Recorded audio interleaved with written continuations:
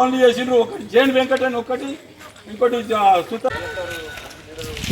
వందల మంది కుక్కలు కొట్టినట్టు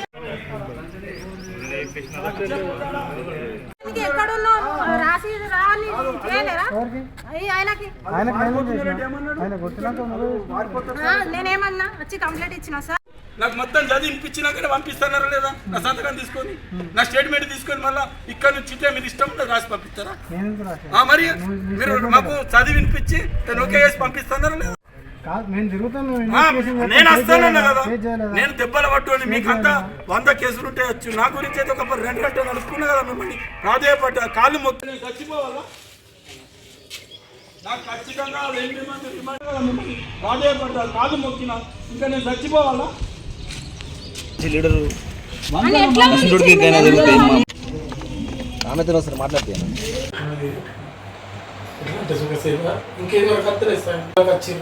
సీసీ ఫుటేజీలు ఉన్నాయి, అన్నీ ఉన్నాయి.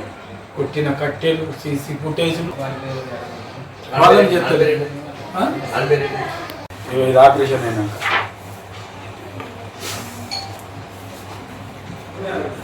95 నుంచి ఎన్నో ప్రజాసేవలు తిరిగినామని ఇటువంటి ఎస్ఎస్సీఎల్ ఇప్పటిదాకా ఇవ్వలేదు. సాయిరామ ఇప్పటికీ ఇవ్వలేదు. ఇంత ఘోర అరెస్ట్ చేసిన రాజశేఖర్ ఇల్లు కూడా తిరిగి చెప్పాను. వాళ్ళని గల్లీ ఉంటుంది, వాళ్ళని జాగాలు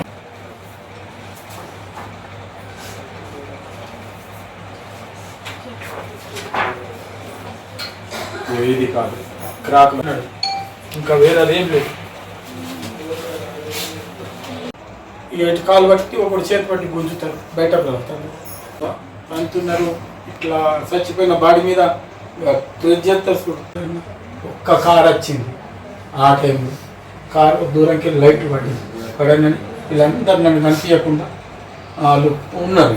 ఉన్నవారికి నా అంటే పేదల మీద ఇది అంటే మూత అయిపోయింది. ఎక్కడే ఫోన్ చేస్తాడు సిఐ, ఇవాళ ఇట్లా పరిస్థితి ఉంది, ఇవాళ ఇట్లా కేసు అందులో ఇట్లా వాడేసింది, కార్లో వాడేసి మళ్ళా ఇక్కడ మెండోర్ బ్రిడ్జ్ కాడ దించేది మన మెండోర్ మొత్తం. ఇంకా వాళ్ళంతా క్లియర్ ఉండగా కూడా మళ్ళీ నేను చెప్పేది చెప్పింది కూడా సిఐఏ. ఆయన ఫోన్కు 4 ఫోన్లు చేసిండ్రు. ఒకటి జైన్ వెంకట్ అని ఒకటి, ఇంకోటి సుతార్ అజయ్ అని ఒకటి, కర్ణాబేని 100 ఫోన్లు. ఆయనకు నిరపరాధుల అపరాధులతో మాట్లాడే అవసరం ఏమున్నది? జైన్ వెంకట్ అయినట్టయినా సుతార్ అజయ్కి మేనల్లుడు. ఆయన ఆడ మెట్పల్లి నుంచి ఫోన్ చేస్తే నేను కాపాడితే నీకేం చేసాడు అంటాడు. మరి నన్ను చంపేపి, నా పిల్లల్ని చంపేపి. నాకు 2 భార్యలు అయితే ఒక విషయంలో లపడేస్తే నేను సిఐ సాబ్ని సంప్రదిస్తే సిఐ సాబ్ వీళ్ళని పిలిపించి కేసును అన్యూన్యంగా మళ్ళీగా మాట్లాడి అన్నీ మీకు క్లియర్ చేస్తాను చెప్పిండు.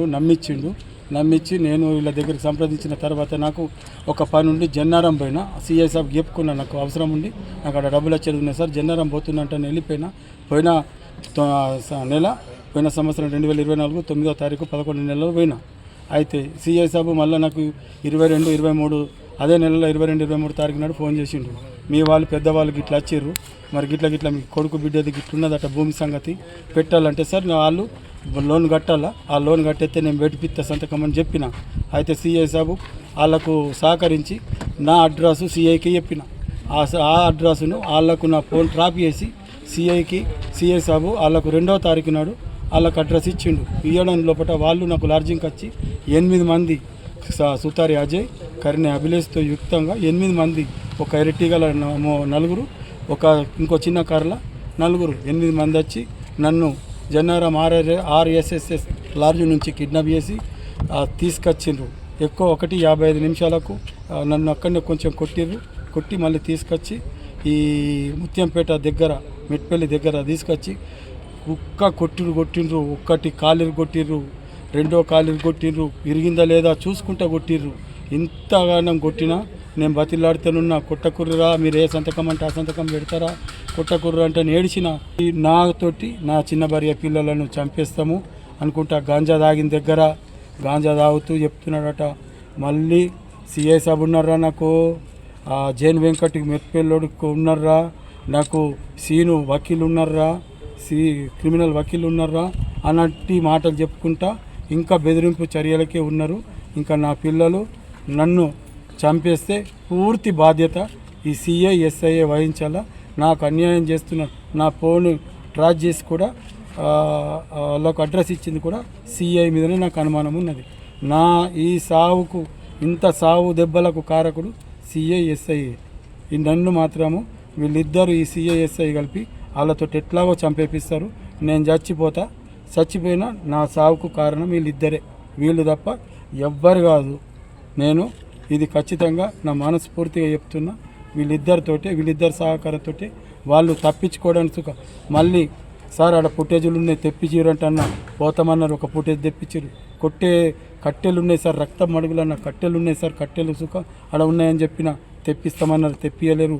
ఎప్పుడు ఇద్దరిని అరెస్ట్ చేసుడు వదిలేసుడు. 8 మంది అరెస్ట్ కావాలా. అందులో సీసీ ఫుటేజ్ల వాళ్ళు క్లియర్గా కనిపిస్తున్నారు. వాళ్ళని నిడిసబెట్టిర్రు. 2 లండన్ పారిపోవడానికి సహకరించిర్రు. ఇవన్నీ జైన్ వెంకటి ఆర్ సిఐ సాబ్ ఫోను మాటలు వింటే పోయిన నెల 11వ నెల 25వ తారీఖు నుంచి ఈ నెల 10వ తారీఖు వరకు వింటే ఖచ్చితంగా జైన్ వెంకట్ తోటి సిఐ సాబ్ ఎన్ని మాటలు మాట్లాడిండు, వీళ్ళని తప్పియడానికి ఎసుంటి ప్లాన్లు వేసిర్రు.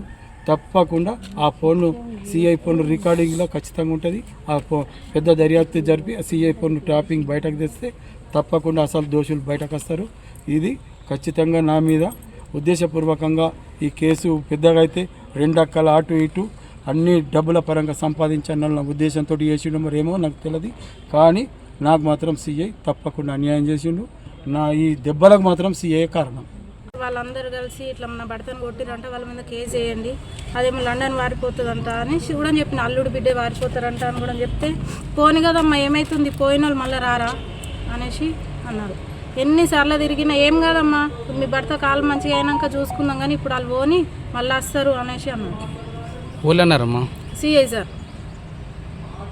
మళ్ళీ నాతో ఆయన హైదరాబాద్లో ఉంటే నేను పోయినా, 2 కానిస్టేబుల్ని ఇచ్చి పంపిస్తే మధ్యలో దాకా మేము పోయినామో లేదో అటు ఫోన్ చేసేసిండు అభిగాడికి. చేసి ఆమె వస్తుందంటే ఆయన ఆడేం చేసిండు, ఈయనకు భయపట్టించిండట, చాకు గొంతు కడ పెట్టి రావద్దని చెప్పి అనేసి భయపట్టితే ఈయన భయంతో రావద్దన్నారు. అట్లా కంప్లైంట్ ఇచ్చిండమ్మా మీరు? ఇచ్చిన 3 సార్లు ఇచ్చిన. సిఐ సార్కి ఇచ్చిన, ఎస్ఐ సార్కి, అందరు మా సంఘం వాళ్ళతో కూడా వచ్చి నేను రాపిచ్చిన. ఏమంటున్నారు మరి? ఏమంటారు, మీ ఆయన వచ్చినాక చూసుకుందాం అంతే. నేను మళ్ళీ నన్ను రానిస్తలేరు హాస్పిటల్ కానీ నేను అంటే ఇక పో అమ్మ ఏమవుతుంది నీ భర్త దగ్గరకు నువ్వు అనేసి అంటారు. ఇద్దరు భార్యల మధ్య ఆస్తి తగాదాలు నడుస్తున్నాయి. కులంలో కూడా చాలాసార్లు మాట్లాడుకున్నారు. ఈ క్రమంలో కొడుకు 12వ తారీఖు నాడు కొడుకు అభిలాష్, కూతురు రచన, మొదటి భార్య సుజాత, కూతురు భర్త అజయ్లు కలిసి భీమ్గల్ ఇంటి నుండి బలవంతంగా తీసుకెళ్ళి మెట్పల్లి ప్రాంతంలో కొట్టారని 12 నాడు 2వ భార్య సోని ఫిర్యాదు మేరకు కేసు నమోదు చేసుకుని దర్యాప్తు చేస్తున్నాం. ఈ క్రమంలో అతను ఎక్కడైతే హైదరాబాద్లో ట్రీట్మెంట్ తీసుకున్నాడో ఆ ట్రీట్మెంట్లో అక్కడి నుంచి మెడికల్ సర్టిఫికేట్ తీసుకొని మేము కేసును ముందుకు తీసుకెళ్తున్నాము. అయితే ఇందులో ఉన్న అక్యూజులు అంటే మొదటి భార్య అభిలాష వీళ్ళు ఖరారులో ఉండగా మేము వారి గురించి గాలిస్తుండగా హైకోర్టు వారికి నాట్ టు అరెస్ట్ అని నోటీసులు ఇవ్వడం జరిగింది. కాబట్టి మేము కూడా ఫర్దర్గా కేసు ఇన్వెస్టిగేషన్ చేసి ఇందులో ఇంకెవరెవరు ఇన్వాల్వ్ అయ్యారో వాళ్ళని కూడా ఇన్వాల్వ్ చేసి హైకోర్టుకి అప్పీల్ కోరుతూ వాళ్ళని అరెస్ట్ చేయాలని కోరుతున్నాం. తీసుకున్న ప్రకారం 7 ఉన్నారని చెప్పింది. ఇంకా మేము సీసీటీవీ కూడా తీసుకున్నాం, కలెక్ట్ చేసుకొని అందులో ఉన్న వాళ్ళందరినీ కూడా ఇన్వాల్వ్ చేసి కేసు బాధితులు చేసే ఆరోపణలన్నీ అబద్ధం. మేము కేసులో పురోగతి కోరుకుంటూ కేసును ఇన్వెస్టిగేషన్ చేస్తున్నాం. వాళ్ళ ఇంటి సమస్య వల్ల వాళ్ళ కొడుకుతోటి వాళ్ళు చేసుకున్న పంచాయతీల ద్వారా ఇవన్నీ కారణాలు దారితీసినాయి. కానీ మేము కేసులో ఇన్వెస్టిగేషన్ చేస్తున్నాం.